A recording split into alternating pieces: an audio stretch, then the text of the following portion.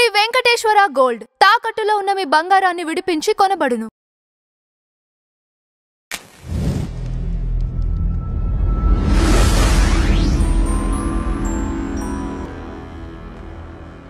కూర్చున్న కొమ్మని నరుక్కోవడం అంటారు చూసారా, అలా వాళ్ళకి ఆశ్రయం ఇచ్చిన కంట్రీకే నాశనం చేసే, అంటే పెనంటి వాసాలు లెక్క పెట్టే దరిద్రుడు అలాంటి వాళ్ళు ఎవరైతే ఉంటారో వాళ్ళు. కాకపోతే ఇక్కడ ఇంకొక కోణం ఏంటంటే, వీళ్ళు ఓన్లీ దీనివల్ల ప్రభావితమే చేస్తారని మాత్రమే అనుకోకండి.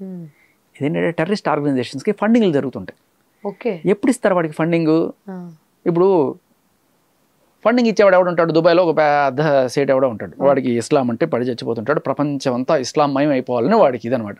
దీనికోసం వాడి దగ్గర కోట్ల ఆయిల్ బావులు ఉంటాయి, లేకపోతే వీడు ఒకడు ఉండొచ్చు, అమెరికాలో కూడా ఎవడో ఒకడు ఉండొచ్చు. వాడికి ఏంటి, వాడి ఇంట్రెస్ట్ ఏంటి, ఇట్లా మనకి ఎక్కడన్నా ఒక యుద్ధం రాకపోదా మనం వాళ్ళకి ఆయుధాలు సప్లై చేయకపోతాం, వాళ్ళకి డబ్బులంతా ఆయుధాలు సప్లై మీద వస్తుంది అనమాట. అటు అమెరికాకి ఇండియాకి సప్లై చేస్తాడు, ఇటు పాకిస్తాన్కి ఆయుధాలు సప్లై చేస్తాడు, ఇద్దరు కొట్టుకొని వస్తుంటారు, వీడి డబ్బులు వస్తూ ఉంటాయి అనమాట. సో ఇలా వీళ్ళు ఏంటంటే ఏదో రకంగా టెర్రరిస్ట్ ఆర్గనైజేషన్ ఫండింగ్ చేస్తారు. అయితే ఏ టెర్రరిస్ట్ ఆర్గనైజేషన్ ఫండింగ్ చేయాలి? ప్రతి ఒక్కడు కూడా, నేను కూడా సార్ శేఖర భాష ఆర్గనైజేషన్ ఒకటి పెట్టుకున్నాను సార్, నాకు ఎంతో కొంత ఫండింగ్ ఏంటి సార్ అని వెళ్తాడు. ఏమిట్రా నీ క్వాలిఫికేషన్ ఏంటి, చూపించు, నువ్వు ఏం పీకేవు అని చెప్పి అడిగినప్పుడు, సార్ మేము అక్కడ బాంబు పేల్చాం సార్, ఇక్కడ బాంబు పేల్చాం సార్, అక్కడ 10 మంది పోయారు సార్, ఇక్కడ 20 మంది పోయారు సార్, ఇది సార్ నా ప్రొఫైల్. అరే నీ ప్రొఫైల్ చెప్పరా అంటే, సార్ మేము హైదరాబాద్లో బాంబులు పేల్చాం సార్, బాంబేలో బాంబులు పేల్చాం సార్, ఇది సార్ మా ప్రొఫైల్ అంటే, యు ఆర్ గుడ్ సార్. వీడు సార్ కొత్తోడు సార్, వీడికి కానీ మంచి టాలెంట్ ఉంది సార్, వీడు ఇంకా కానీ చేయట్లేదు సార్, మనం ఒక అవకాశం ఇచ్చి చూద్దాం సార్ అంటే, సరే నీకు ఎంతో కొంత ఫండింగ్ ఇస్తాను, నువ్వు ప్రూవ్ చేసుకొని నెల లోపల ప్రూవ్ చేసుకుంటే నేను నెక్స్ట్ లెవెల్ ఇస్తాను. సో ఇప్పుడు వీడు ఎక్కడో ఒక చోట ఆపరేషన్ చేయాలి.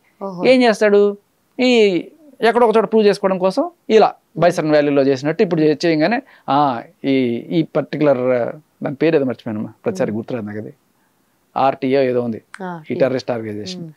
సో వాళ్ళది బాగుంది, ఇక్కడ నుంచి వాళ్ళకి ఫండింగ్ చేయండి అని చెప్పి ఆ సీట్ మళ్ళీ వీళ్ళకి ఫండింగ్ చేయడం, ఇటువంటివి జరుగుతుంది.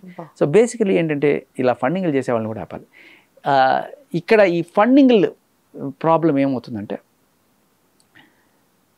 అమెరికా ఎందుకు ఫండింగ్ చేసింది అంటే, అప్పట్లో రష్యాని ఇది చేయడం కోసం తాలిబాన్ని బాగా కోట్ల రూపాయలు అట్లా ఫండింగ్ చేసి వాళ్ళని ఇవాళ ఏ స్టేజ్కి తీసుకొచ్చారంటే, ఆ తాడే పామే కాటేసిందంట, ఆ పాము వాళ్ళనే కాటేసి ఆ తాలిబాన్స్లోనే ఒకడైనా ఒసామా బిన్ లాడెన్ ఏకంగా అమెరికాని కొట్టాడు పోయి.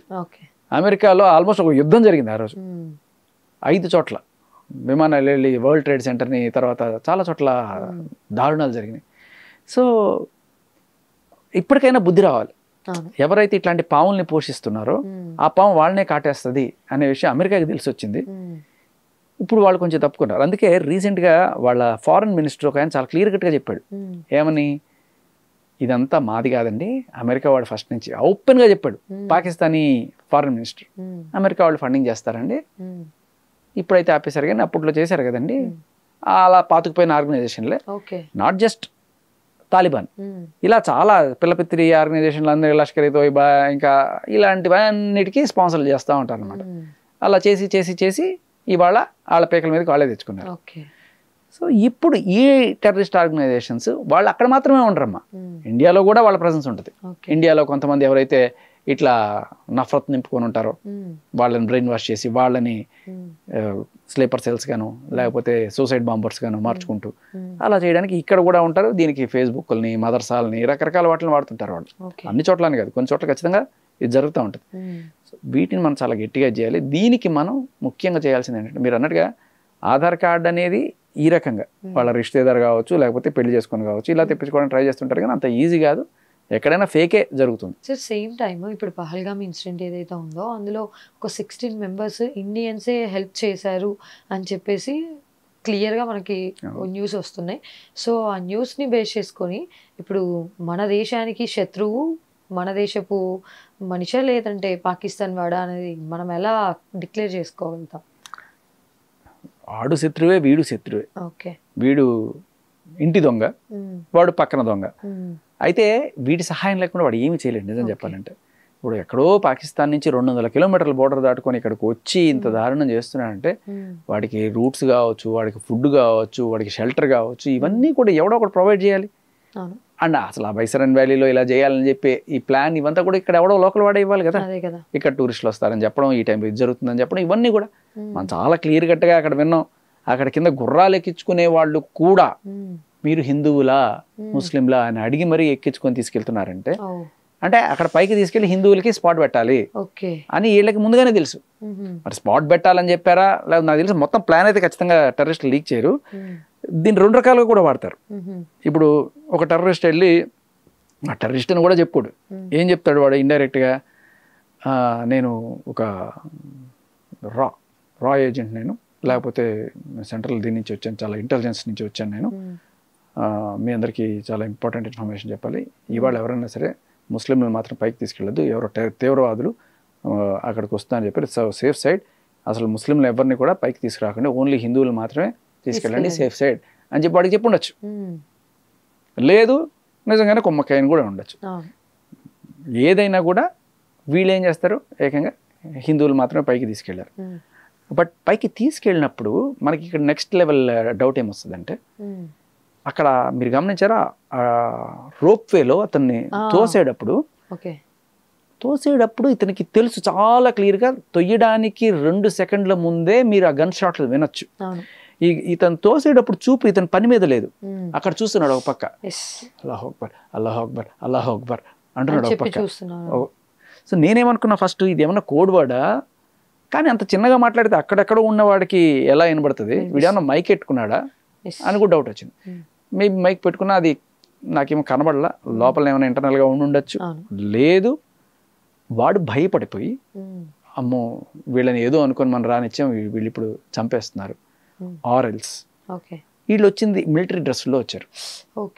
ఎవరు మన ఆర్మీ వాళ్ళ టైప్లో డ్రెస్లు వేసుకొని వచ్చిన దీంట్లో వీడేమనుకుంటాడు, ఇక్కడ ఎవరో తీవ్రవాదులు ఆల్రెడీ తిరుగుతున్నారని చెప్పారు మనకి, ఈ తీవ్రవాదుల్ని కాల్చేయడానికి వచ్చారు, ఇప్పుడు దీంట్లో ఎవరెవరు చచ్చిపోతారో ఏమిటో, మనం దేవుడా దేవుడా దేవుడా రామ రామ రామ రామ అని ఎట్లయితే అనుకుంటాము. సో వీళ్ళు కూడా బై డిఫాల్ట్ అక్కడ జరుగుతున్నప్పుడు అల్లాహ్ అక్బర్ అంటారు. కానీ నెక్స్ట్ లెవెల్కి వెళ్తే అలా జరుగుతున్నప్పుడు అరే నీకు డబ్బులు ఇచ్చి నీ రోజు పొట్ట నింపుతున్న టూరిస్టులు ఎవరైతే ఉన్నారో ఆడిటను వదిలేస్తే వాడు గాల్లో చచ్చిపోతే, నీకు అన్నం పెడుతున్న టూరిస్ట్ కదరా, నీకు అన్నం పెడుతున్న టూరిస్ట్ని అల్లాహ్ అక్బర్ అంటే ఒక పక్క తోసేస్తావా? ఇదేనా మీ దేవుడు నీకు నేర్పించింది? కాదు కదా. ఒక పక్క టూరిస్ట్ని వదులుతున్నావు నువ్వు, వాడు ఏ క్షణమైనా గాల్లో కలిసిపోవచ్చు వాడి ప్రాణం, తెలిసి నువ్వు వాడిని తోసావు అంటే దాని అర్థం ఏంటి? పోయినా పర్లేదు, చంపాలని తెలిసినట్టే, నువ్వు లిటరల్లీ నువ్వు చంపడానికి సహకరించినట్లు అప్పుడు నిజంగా చంపినట్టే. ఏదో వదులుతున్నారు కాసుకుని, లిటరల్లీ అందరికన్నా ఈజీ టార్గెట్ వాడు, గాల్లో ఉన్నవాడిని ఈజీ కొట్టచ్చు, అక్కడెక్కడో తిరుగుతున్న వాడిని ఇట్లా కొట్టడం చాలా కష్టం, కానీ గాల్లో పైన కూడా టిపు 1 సెకండ్ పాపం ఆయన ఆనందం అంతా ఆవిరైపోయేది. అదృష్టం బాగుండి నిజానికి అది శాపం కూడా వరం అవుతుందంటారు చూడండి, ఆ టైప్లో అతను అక్కడికి వెళ్ళిపోగానే దిగిపోయి అటు నుంచి పారిపోవడం జరిగింది, లేకపోతే అతను కూడా అవుట్ పాపం. సో వీళ్ళందరికీ డైరెక్ట్గాను ఇండైరెక్ట్గాను సమాచారం ఉంది. సో వీళ్ళు 16 మంది అంటున్నారు, ఇలా ఇంకెంతమంది ఉన్నారు బయటికి రాకుండా. సో వీళ్ళు ఖచ్చితంగా ఎన్ఐఏ వాళ్ళు చాలా గట్టిగా వీళ్ళ మీద ఇన్వెస్టిగేషన్ అయితే నడుస్తుంది. దీనికి సంబంధించి మొత్తం డీటెయిల్స్ అని బయటకు వస్తాయి. ఇక్కడ దీంతో మాత్రమే కాదమ్మా, వీళ్ళు వాడిన గన్ ఏంటి, వీళ్ళు వేసుకున్న యూనిఫామ్స్ కావచ్చు, వీళ్ళకి ఇవన్నీ ఎవరిచ్చారు, ఆ బుల్లెట్ ఏంటి, ఆ బుల్లెట్ ఎక్కడి నుంచి వచ్చింది, సో ఇవన్నీ కూడా ఆరా తీస్తే మనకి క్లియర్ కట్గా ఎక్కడి నుంచి వచ్చినాయి అనేది తెలుస్తుంది, ఈ సప్లై ఎక్కడి నుంచి జరుగుతుంది అనేది. సో మేబీ మనకి 2-3 రోజుల్లో ఆ ఇన్ఫర్మేషన్ కూడా వస్తుంది. ఇప్పుడు మనం చూసినట్టయితే బలిస్తాన్ ఏదైతే ఉందో పాకిస్తాన్ని వ్యతిరేకిస్తుంది, దీన్ని మనం ఎలా చూడాలి? లేకపోతే జస్ట్ వర్డ్స్కేనా లేదంటే ఇంకా ఏమైనా? బలిస్తాన్ అంటే వీళ్ళు టెర్రరిజం పేరు చెప్పి అక్కడున్న అమాయక ముస్లింలు కావచ్చు, లేకపోతే ఇండియాలో ఉన్న అమాయక ముస్లింలు కావచ్చు, వీళ్ళకి బ్రెయిన్ వాష్ చేసి వీళ్ళని బలిస్తాన్ అన్న వరకు. బట్ చాలా మందికి బలిస్తాన్ అంటే ఏంటో తెలియదమ్మా. మీరు బలిస్తాన్ అంటే ఏంటంటే ఇది మన ఇండియన్ కాశ్మీర్కి కరెక్ట్గా ఆనుకొని ఉన్న ప్రాంతం. ఒకటి పాక్ ఆక్యుపైడ్ కాశ్మీర్ అని చెప్పి మనం ఏదైతే అంటామో, ఈ పాక్ ఆక్యుపైడ్ కాశ్మీర్లో ఒక పాయింట్ దాన్ని ఆజాద్ కాశ్మీర్ అంటారు, దానికన్నా ఇంకా పైన ఉండేదాన్ని గిల్గిట్ బల్టిస్తాన్ అంటారు. ఈ గిల్గిట్ బల్టిస్తాన్ అనేది రైట్ నౌ అంటే కరెక్ట్గా ఆఫ్ఘనిస్తాన్ బార్డర్ కనెక్ట్ అయి ఉంటుంది అనమాట.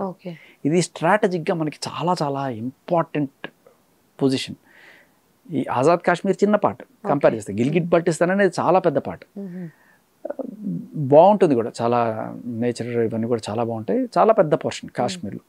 ఇది బ్రిటిష్ వాళ్ళ టైంలో అలా మనకి రావాల్సిందే, బట్ ఇది కూడా అన్ఫార్చునేట్లీ పాకిస్తాన్ కబంధ హస్తాల్లో ఇరుక్కుంది. అయితే ఈ ఆజాద్ కాశ్మీర్కి మాత్రం సపరేట్ ప్రైమ్ మినిస్టర్ ఇవన్నీ కూడా పెట్టుకున్నారు. బట్ గిల్గిట్ బల్టిస్తాన్ని మాత్రం బలవంతంగా అణచివేతకి గురవుతున్న జనాలు చాలామంది ఉన్నారు అక్కడ. ఈ గిల్గిట్ బల్టిస్తాన్లో ఎక్కువ మంది భారతలో కలవాలనుకునే వాళ్ళే ఎక్కువ మంది ఉంటారు. ఎందుకంటే వీళ్ళందరూ బేసికల్లీ కాశ్మీరీస్. సో ఇక్కడ లోకల్గా ఉన్న కాశ్మీరీస్లో అందరికీ ఇప్పుడు అర్థమైపోయింది, ఆఫ్టర్ బ్యానింగ్ ఆఫ్ 370 వాళ్ళు చాలా హాయిగా బతుకుతున్నారు.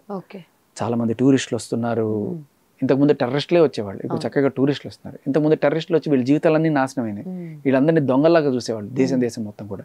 బట్ ఇప్పుడు వాళ్ళ కాళ్ళ మీద వాళ్ళు నిలబడుతున్నారు, చక్కగా బతుకుతున్నారు, బోర్డులంత వ్యాపారాలు చేసుకున్నారు, యాపిల్స్ బిజినెస్, ఎక్స్పోర్టింగ్ ఇవన్నీ కూడా జరుగుతున్నాయి, హోటల్స్ అవన్నీ కూడా డెవలప్ అవుతున్నాయి.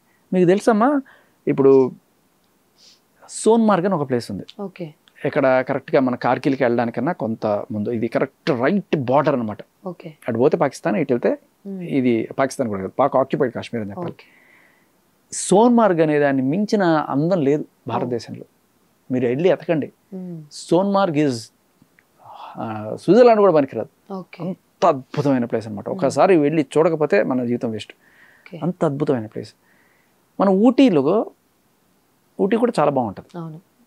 కానీ ఊటీకి వెళ్ళి మీరు ఒక హోటల్లో రెంట్ తీసుకుంటే మీకు 5,000, 6,000 ఇలా ఉంటాయి.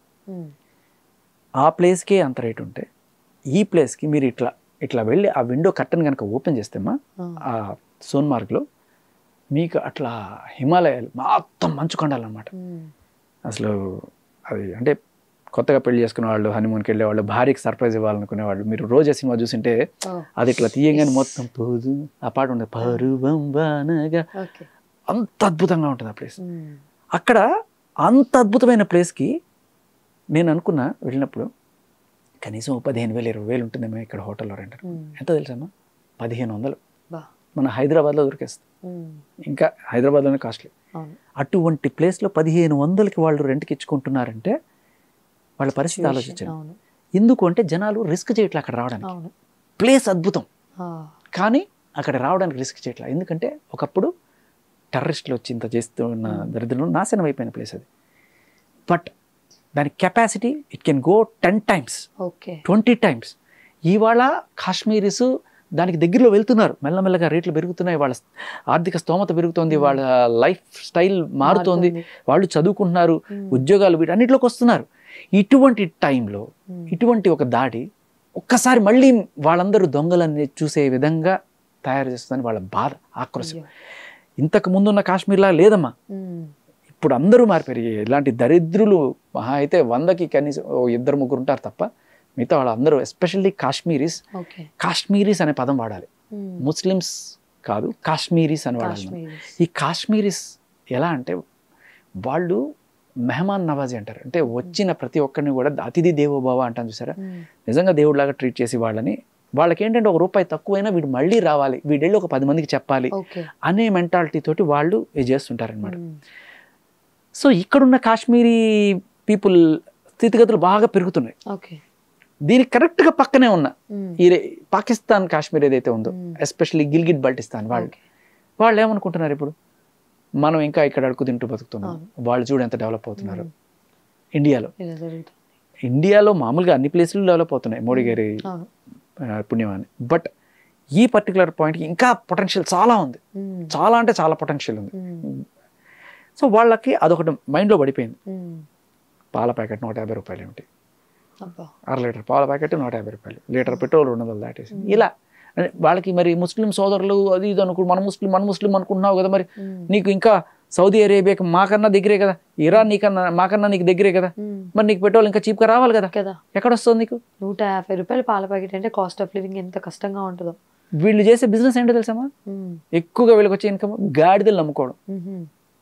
గాడిదల్ని చైనాకి అమ్ముకుంటారు వీళ్ళు, అది వీళ్ళు చేసుకునే. ఒక టెక్నాలజీ లేదు, ఏమీ లేదు. మనం వాళ్ళ ఏకంగా చంద్రుడి మీదకి మార్స్ మీదకి మిషన్లు పంపిస్తుంటే వీళ్ళు ఇక్కడ పక్క నుండి మన మీదకి మిషన్లు పంపించడం తప్ప వీళ్ళు చేసి వచ్చేది ఏమి లేదు. సో దీనికి తోడు చిన్న చిన్న పిల్లల్ని 13 ఏళ్ళు 14 ఏళ్ళు రాగానే వాళ్ళకి ఇది నోరు పోసి వాళ్ళని ఇంటి నుంచి బలవంతంగా తీసుకెళ్లి ఈ టెర్రరిస్ట్ స్క్వాడ్స్ లో చేర్పించడం ఇవన్నీ చేస్తుంటే అక్కడ ఉండే తల్లులు వీళ్ళందరూ రగిలిపోతుంటారు. ఏం కర్మ మాకు ఇది, ఎందుకు హ్యాపీగా బతకలేకపోతున్నాం మనం ఈ దేశంలో. వాళ్ళకి ఇది వచ్చేసింది. ఇదంతా ఇక్కడుండే ముస్లింలకు తెలియదు చాలా మందికి. చాలా మంది ఏమనుకుంటారు, బా పాకిస్తాన్ అంటే మన ముస్లిం దేశం, మన ముస్లిం సోదరుడు, అక్కడ ఏదో చించేస్తాడు పొడి చేస్తాడని చెప్పి అక్కడ తినడానికి తిండి లేదు. అండ్ ఇటువంటి దరిద్రాలు ఉన్నవాళ్ళని చంపి అక్కడ ఉండేవాళ్ళు అక్కడే చంపుకొని వస్తున్నారు. అక్కడ వేరే వాడు ఎవరు రావక్కర్లా.